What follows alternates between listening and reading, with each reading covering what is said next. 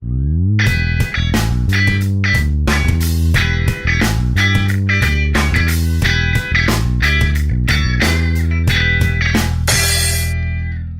agora que vocês sabem fazer isso, mesmo isso vocês sabem resolver, é a segunda maneira de resolver a equação, a gente, no tempo restante de aula, que não é pouco, nós vamos fazer duas coisas. A primeira delas é olhar, as duas coisas vão estar conectadas. A primeira delas é observar que uma função como a que a gente tem, x de t igual a A cosseno de ômega t mais φ, é muito tentador, uma função como essa, completar ao quadrado. Né? Se eu definirmos um y de t igual a A seno de ômega t mais φ, então x ao quadrado mais y ao quadrado é igual a A ao quadrado. Não é muito tentador fazer isso? Sempre que a gente tem um seno, elevar ao quadrado, um cosseno, elevar ao quadrado e completar com um seno elevado ao quadrado, né, é muito tentador. Isso aqui representa uma curva, não representa? Que curva isso representa? Uma circunferência. Se eu pegar num plano x e y, eu posso desenhar uma curva com um raio A, que corresponde a uma circunferência. E se eu disser que x de t obedece a essa equação e y de t obedece a essa equação, então, em todos os instantes de tempo,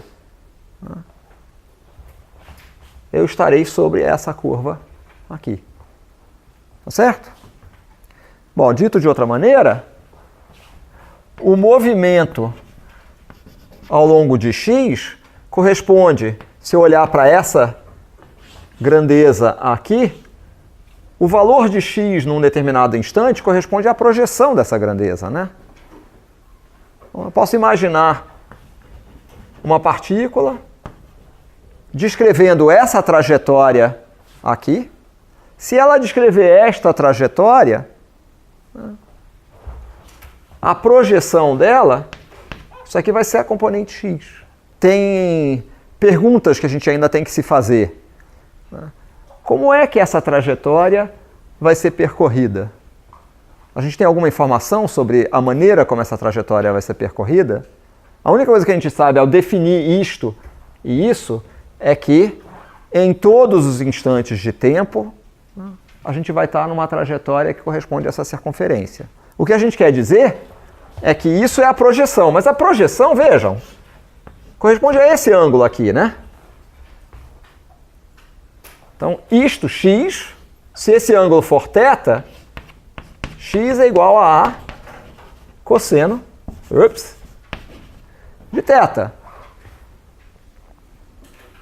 Se eu comparo isso com isso aqui, θ de t vai ser igual a ômega t mais φ. O que isso indica? Isso indica que, de fato, essa trajetória é percorrida com velocidade angular constante. Como é que eu sei isso? dθ dt é igual a ômega, que é uma constante. Fala. Minha dúvida estava mais atrás aqui, eu não entendi direito a passagem da penúltima linha para a última linha. Aqui? Daqui para cá? Essa parte eu não entendi. Daqui para cá o que a gente faz, no fundo, é a gente pode integrar dos dois lados em relação a t. Ok? Então, a integrar dos dois lados em relação a t significa calcular a integral de dx dt, a integral disso aqui dt. Tá? A integral de dx dt é equivalente à integral em x. Tá bom? Então é só isso que a gente fez. Tá? Claro, do ponto de vista, o que parece que a gente fez, né, que não é exatamente o que a gente fez, mas o que parece que a gente fez é que a gente pegou isso aqui, passou dt para cá, passou isso aqui para cá e integrou. Parece que a gente fez isso. Formalmente não é isso que a gente fez. Na prática é isso que a gente fez. Percebeu? E isso eu imaginava que vocês já tivessem feito isso em cálculo. Montar integrais. O que vocês fizeram foi só resolver integrais que montaram para vocês. Bom, então está na hora de vocês começarem a exigir, né, que as pessoas não entreguem as coisas montadas para vocês, que elas indiquem para vocês de onde surge isso. Tá? No fundo, vejam, a gente está com uma... Se você colocar... Né, é bastante natural que a gente esteja fazendo isso. Tá? Por quê? Porque a gente tem dx dt igual a essa função aqui. Tá? Igual a essa função, obviamente, sem dt. Né? O que a gente quer saber? A gente quer saber que função de x, né, que x em função de t vai ter uma derivada tal que isso aqui seja válido. Óbvio, eu quero saber qual é a função cuja derivada dá alguma coisa.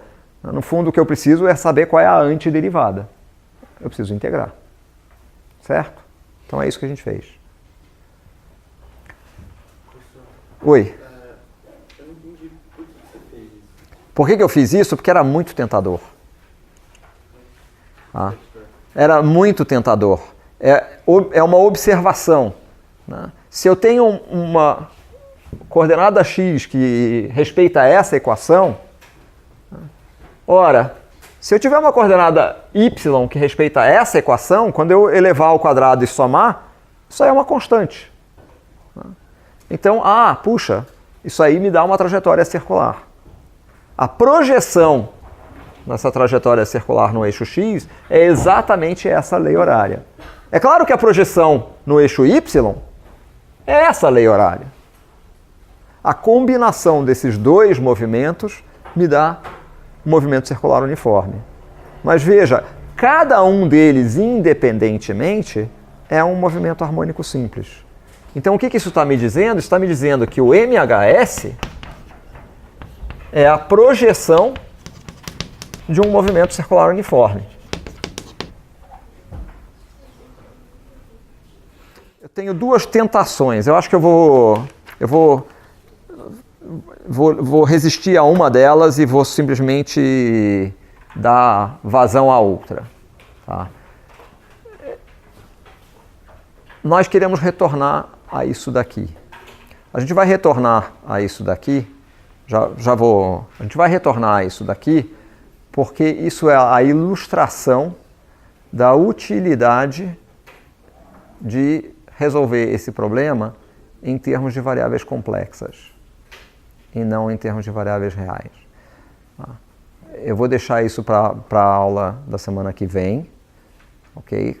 Para mostrar para vocês como isso é útil. Isso vai ser especialmente útil quando a gente tratar de osciladores harmônicos não tão idealizados, ou seja, osciladores harmônicos que têm amortecimento. Em presença de amortecimento, a gente não consegue adivinhar a solução como a gente adivinhou a solução aqui. Tá? Eu mostrei para vocês uma maneira de resolver agora sem adivinhar a solução, obtendo a solução analiticamente, mas adivinhem só, no caso do oscilador harmônico com amortecimento, a energia total é constante?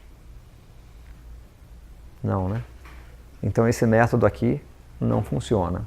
O que a gente vai ver é que a gente tem uma outra maneira de resolver isso, que vai nos dar uma forma geral de resolver equações diferenciais ordinárias de segunda ordem, lineares a coeficientes constantes homogêneas.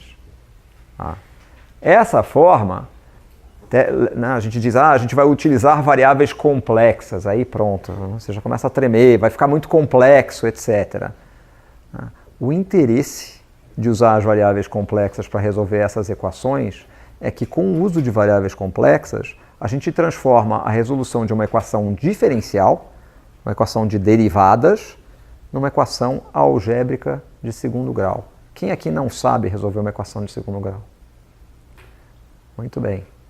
Então, quem gostaria de ser capaz de resolver qualquer equação diferencial de segunda ordem como uma equação de segundo grau? Um de cada vez.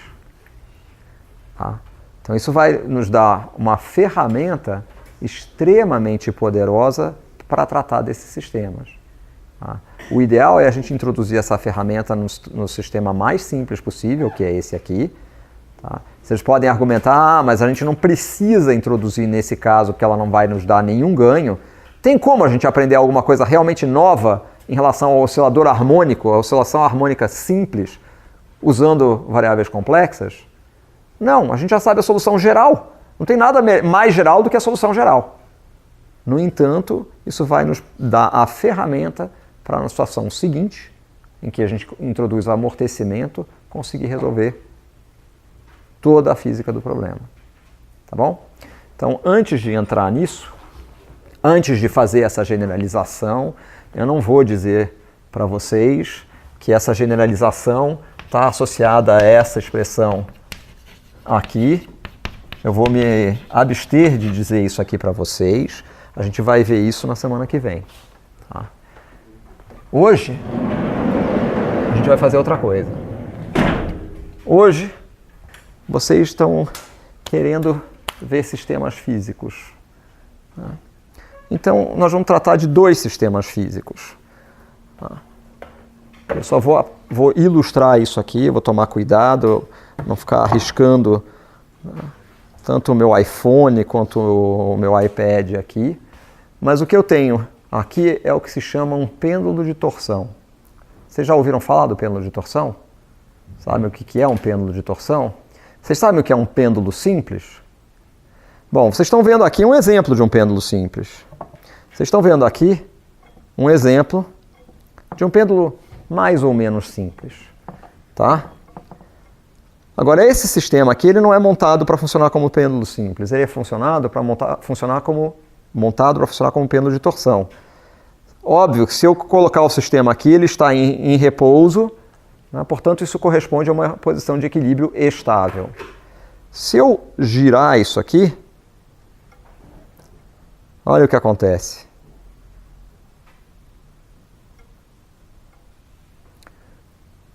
O que acontece? O sistema oscila em torno dessa posição de equilíbrio estável. Isso aqui é um arame. Quando eu coloco o sistema para mudar, para sair da posição de equilíbrio, né, o arame é torcido. Ele é torcido, né, que nem você pega um fio de barbante e você torce, né, ele tende a desenrolar. Tá certo? Vocês pegam os fones de ouvido de vocês, por exemplo, que todos vocês usam, e eles frequentemente ficam retorcidos. Se prender alguma coisa no fone de ouvido e suspender, né, ele vai começar a girar, certo? É exatamente a mesma coisa que está acontecendo aqui. Bom, temos uma posição de equilíbrio estável, temos uma modificação em torno dessa posição de equilíbrio estável. O que me traz de volta à posição de equilíbrio? Uma força. É uma força realmente nesse caso? É um torque. Né? Então, nesse sistema, no pêndulo de torção, a gente tem um torque restaurador. Ora, como é que deve ser esse torque restaurador? Se a gente estiver, especialmente na vizinhança da posição de equilíbrio, esse torque deve ser do tipo menos K θ, né? Não é isso? Eu me afasto, me desloco de um ângulo em relação à posição de equilíbrio, né? O sistema me traz de volta para a posição de equilíbrio, que nesse caso, né, tal θ igual a 0 corresponde à posição de equilíbrio. Tá? Se eu me desloco em relação à posição de equilíbrio, eu tenho um torque que me traz de volta à posição de equilíbrio. Fala. Por que você falou o torque é menos K θ? Porque, bom, o que a gente precisaria determinar? Se eu desloco o sistema da posição de equilíbrio, a posição de equilíbrio está aqui. Tá? Se eu desloco o sistema da posição de equilíbrio, eu só tenho uma variável aqui, que é o ângulo de deslocamento. Certo? Se eu desloco o sistema da posição de equilíbrio, eu tenho claramente uma energia potencial armazenada, não tenho? Eu solto, o sistema entra em movimento. Então tem uma energia potencial armazenada. Se é uma posição de equilíbrio, de que forma é essa energia potencial? Qual é a variável que eu tenho? Só uma variável, θ, né? Eu tenho um mínimo em θ igual a zero. Se eu tenho um mínimo em θ igual a zero, isso significa... Claro, eu fiz o deslocamento num sentido. Se eu fizer o deslocamento para menos θ, vai acontecer alguma coisa diferente? Não, né? O sistema vai ser absolutamente simétrico em relação a essa posição. Então, o que a gente pode dizer? Se é uma posição de equilíbrio, qual é a derivada da energia potencial em relação a θ na posição de equilíbrio? Ótima resposta. Logo, com boa aproximação, eu vou poder dizer que a energia potencial em relação a θ vai ser a energia em θ igual a zero, que eu posso arbitrar como sendo zero, mais 1 meio, segunda derivada, vezes θ ao quadrado. Segunda derivada da energia potencial em relação a θ é o que eu vou chamar de K. Então, a energia potencial em relação a θ é 1 meio de K θ ao quadrado. Tá bom? Bom, da mesma forma que a gente vai definir essa energia potencial como uma correspondência com o que a gente faz para o movimento em uma dimensão, o torque vai ter a mesma relação com a energia potencial que a força tem com a energia potencial no caso de um movimento unidimensional. Só uma coisa, quando você faz essas aproximações, é polinômio de Taylor, certo? Sim. Mas você despreza o resto dos fatores das parcelas por quê? Eu desprezo se isso vai determinar o quão boa é a minha aproximação. Se eu estiver muito próximo da posição de equilíbrio, eu posso garantir que essa aproximação vai funcionar. Aí você vai dizer, mas eu estou desprezando o resto. Sim, eu estou desprezando o resto. O resto cresce justamente com o desvio em relação à posição de equilíbrio. Então, eu consigo encontrar seguramente alguma posição tão próxima quanto eu queira da posição de equilíbrio, de tal maneira que eu posso desprezar o resto. Tá?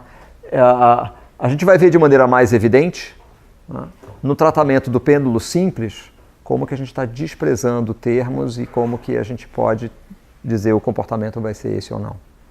Tá bom?